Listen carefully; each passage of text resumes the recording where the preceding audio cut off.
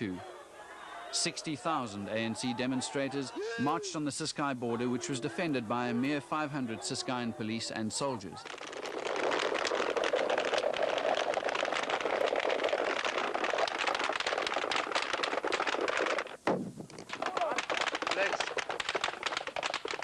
Two and a half minutes of automatic rifle fire left 28 dead and 100, a tragedy of immense proportions, and second only to the Sharpeville shooting in 1961.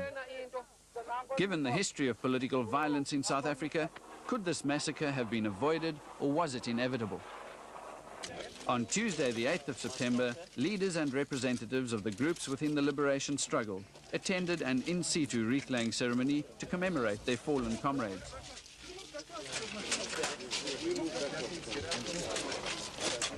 After the last wreath had been placed on the tarmac, a minute's silence was called for, followed by what one might call the Song of the Earth.